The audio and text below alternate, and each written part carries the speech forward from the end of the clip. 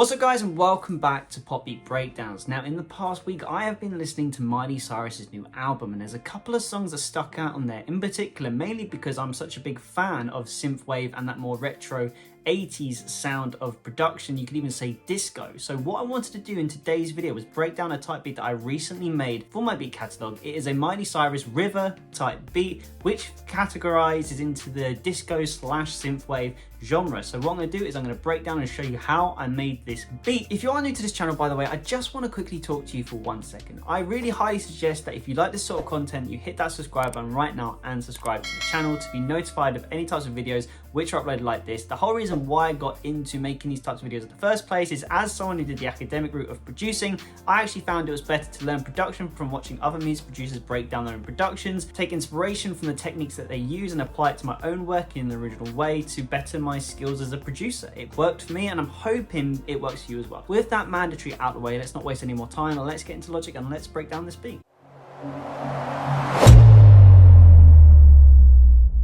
Okay, so we're now in Logic, and one of the things I want to point out about this song is the reason why this type of genre can actually be really easy to make is because it really follows the elements of 80s disco, where there's a lot of repetition, and not only that as well, but there actually is a bit of a lack of transitions because the energy stays consistent throughout the whole song. Again, very typical of your 80s disco type beats. And so when I heard this song Miley Cyrus Rivers, I thought, okay, this is different, this is interesting. That's why I wanted to make a type beat of it. So let's have a quick listen to what it is that I've made, because there's a lot going on here for a simple production, and then I'm going to break it down for you.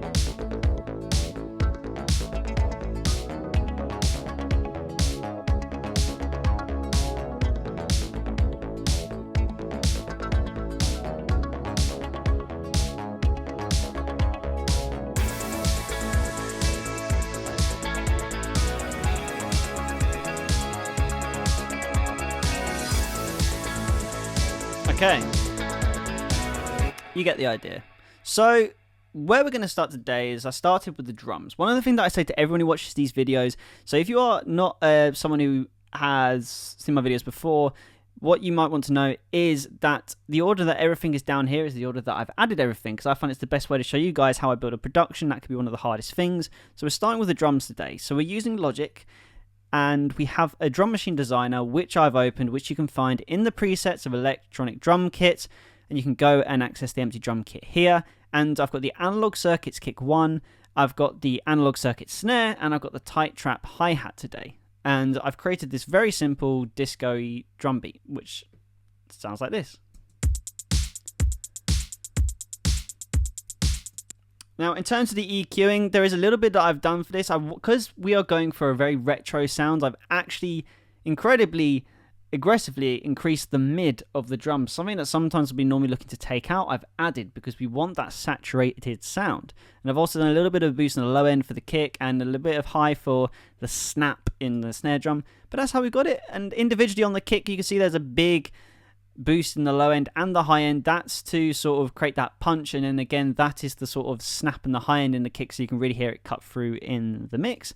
And then for the snare, we just got a little bit of a boost around 150 just to help with the punch of the kick, so it stuck out a little bit more into the mix. And then for the hi-hats, we just done a slight raise from 2500 hertz onwards, because adding a little bit of brightness to the track. And then for spreading out the hi-hats, we've put a sample delay on, because what I really like to do in drums which are very simple like this is to use a sample delay rather than just panic to the left, because not only are the hi-hats covering both sides of the mix in a more stereo pattern, which makes the drum sound bigger for it, but also by having this bias in here, you can pan it to the left, as I said, with the stereo, and it just gives you that so much like more of an interesting stereo image altogether. So that's what I've done there. So I've got the 4.6 microsecond delay on the right, which means there's a bias in your ears to the left. So it's perceived as if the hi-hats are your left side of the ear, but actually it's both sides.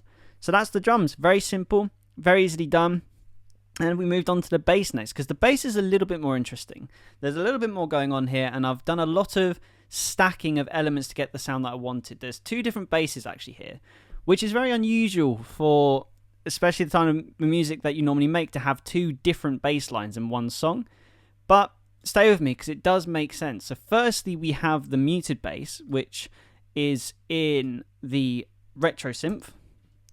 if you know what that looks like. It's this plugin here. And Immutibase is a preset in the synth bass. And what this is doing is just laying down a very low octave bass line.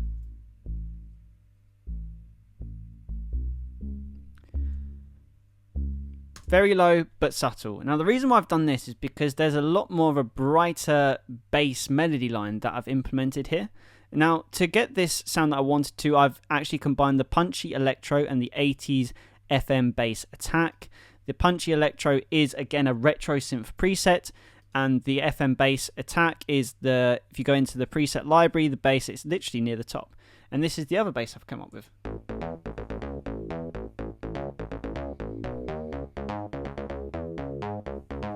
This really has a 80s synth pop feel to it, almost like the Human League kind of vibe, and I really liked it, and that's why I wanted to do this type beat for you. So when you put the two together, you've got something that's coming in the low end, something that's coming in the high end.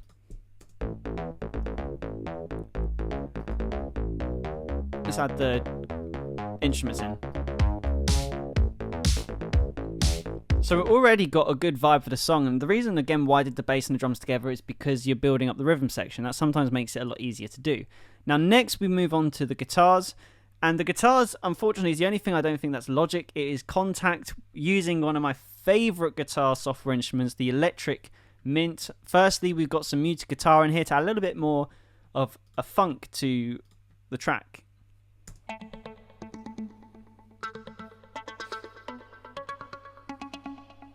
And that's played in myself through MIDI. Sounds really great. For the effects on here, we've got just the presets which you can find in the Electric Mint library. So we've got the tape on there, we've got a compressor, we've got some phasing and the cabinets, as well as some delay and reverb going on there. So pretty standard in terms of what we're going for. And this again, it's just a flutter in the background. That's what I really like about it. So that's why I've got this guitar in here. But then when we get to the chorus for the guitars, then we add more chords, and we're trying to add more of that sort of modulated vibe, which is very common in synthwave in 80s. So first we have the chords. Very simple, but I wanted it to ring out. But you can feel there's a vibe starting to come together. And that's sometimes the best way when you're stacking elements in, build them together and then add them to the production, because if you mix these all together, get the guitar sounding great. When you add the guitars to the production, it'll sound a lot better and easier to implement in than if you do them individually, because you might turn one bit up and then you might lose one of the other guitar elements turning one up. So mix them together, make sure they sound great together, then add them to production. It makes it a lot easier to mix down. And then lastly, we added this last guitar element here, just a bit more plucked. Again, all MIDI.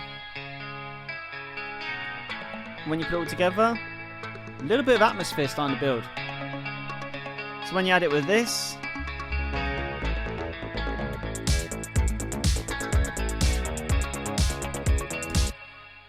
very cool vibe, something to come together. The reverb really helps starting to, again, give that really saturated feel to it. So I'm all for that. Which brings us on to the next thing that we've added, and that is the synths. Now what we need to do is, because this is synth pop, or synthwave, we're gonna need synths. And one of the things I always stress on this channel, if you're a beginner producer and let's say you haven't invested in loads of software instruments or external ones and you want to have your own original sounds, the best way you can do that is through instrument stacking or layering rather. So I've created my own synth chords, but I've stacked, so that's one there with different octaves, 2, 3, 4 synths to get the one synth sound that I wanted.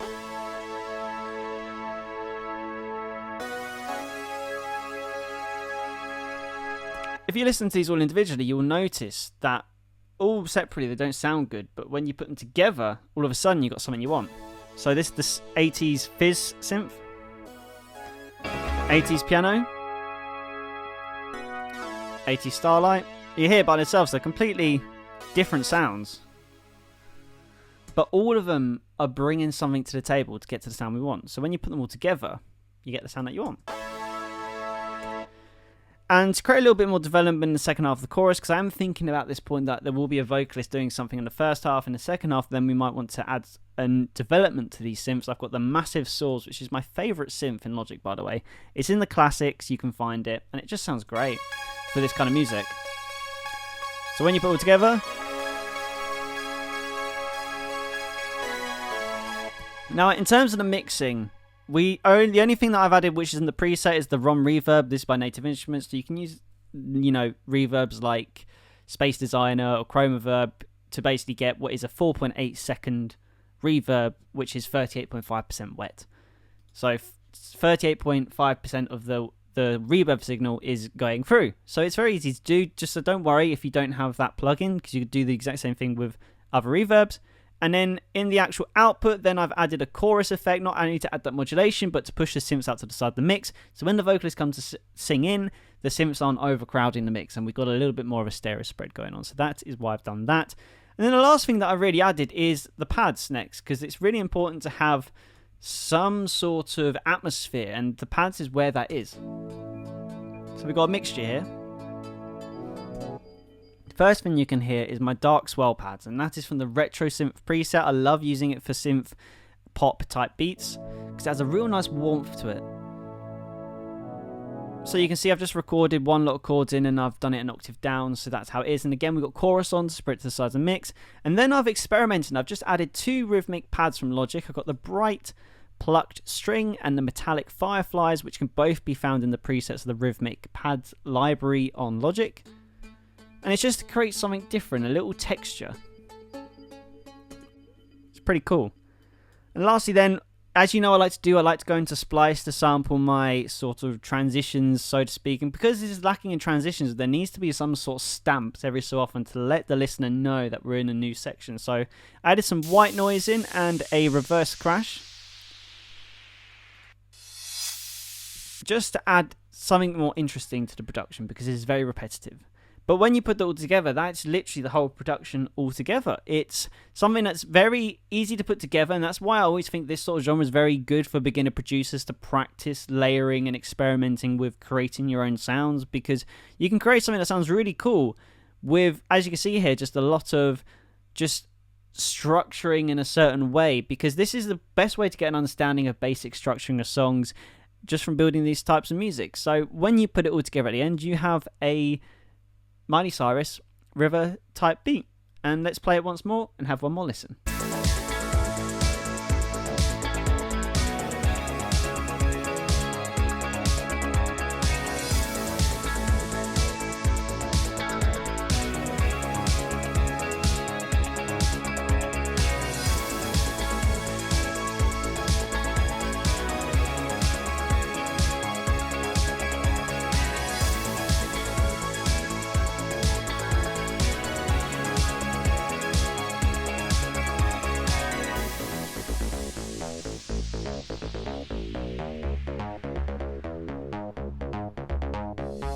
So yeah guys, that was my breakdown of Miley Cyrus Rivers type beat that I made. If you've got any more questions, you know where to go, to the comments below, and I'll be happy to answer them. And smash that subscribe button as well if you made it this far, because clearly you enjoyed the video. I'm going to leave it there for today though guys. Thank you for watching, keep making music, and I will see you in the next video.